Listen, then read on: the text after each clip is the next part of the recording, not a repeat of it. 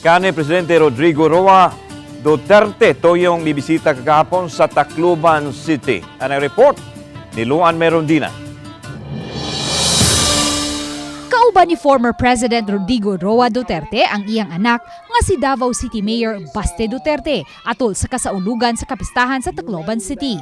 Una nilang gibisita ang mga biktima sa Bagyong Yolanda sa GMA Kapuso Village ug dayon midagkot sa Archdiocesan Shrine of Santo Niño. Aron malikayan ang kagubot, walay Maisug rally nga gipahigayon sa naasing dakbayan.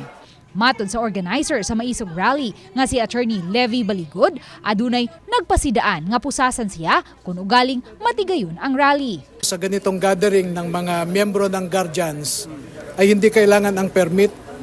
At ang sabi niya sa akin, pupusasan kita mamaya, sabi niya.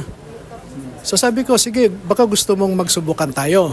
Samtang sa Cebu City, mga supporters ni kanhi Presidente Duterte o Vice President Sara Duterte may pahigayon og maisog rally kagahapon sa hapon.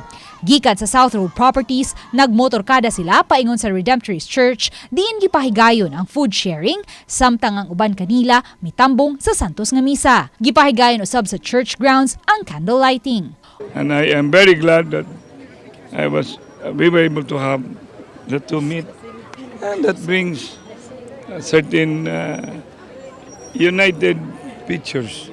The Durano, the Duterte, and the Rama, the Herrera, and the Espina. I don't know who will be joining us. So kanin nahog ni siya karon ma'am nga nationwide protest na niya. Simultaneous even international aware man ta kung sa nahitabo. Di na lang nato i-further elaborate. Uban ni Cleofer Lumayag, Luan Merondina, Balitang Bisdak.